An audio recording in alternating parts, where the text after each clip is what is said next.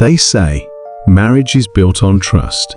But what if the person you trust most is a stranger wearing a familiar face? That night, I learned that love can hide the darkest truths, and my husband was not the man I thought he was. My name is Emily. I've been married to Ryan for 6 years. We weren't perfect, but we were happy, or at least I thought we were.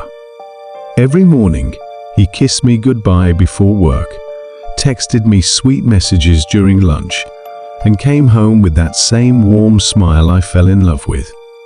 But over the last few months, something changed. He became distant, quiet. His phone never left his side. When I'd ask what was wrong, he'd smile and say, "Just work stress, Sam. Don't worry, okay?" But my heart knew something wasn't right. It was a cold Friday night. Ryan said he'd be home late at client dinner. I didn't question it. I trusted him until my phone rang. It was an unknown number. I almost ignored it, but something told me to answer. "Hello?" A woman's voice replied softly. "Is this Emily? Ryan's wife?" My stomach twisted. "Yes. Who's this?" There was a long pause. Then she said, "I'm sorry. I thought you should know Ryan isn't at a client dinner. He's with me." My chest tightened. "What are you talking about?" She hesitated. "I didn't know he was married until I found out this week. He told me he was single. We've been seeing each other for months." I froze. The room started spinning. Every heartbeat felt like thunder. She sent me a photo of Ryan sitting across from her at a restaurant. That same night, my hands were shaking as I stared at the photo. Ryan, my husband, the man I trusted with my entire soul, smiling, laughing, living a second life. I didn't cry right away. I just sat there, numb. Then anger hit. Not the loud kind, the quiet kind that burns deep inside your chest. I waited. Every minute felt like an hour. When he finally came home, I was sitting in the living room, lights off, holding my phone. He walked in, startled. Why are you up?"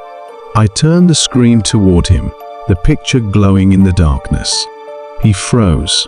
His face went pale. "Who is she, Ryan?" I whispered. He stuttered. "Emily, I can explain." "Explain what?" "That you're living two lives. That everything we built is a lie." Tears filled his eyes, but his silence said everything. He finally sat down, head in his hands. "I didn't mean for this to happen. It started after your miscarriage. I felt alone, lost, and she listened." My voice trembled. "So you replaced me?" "No.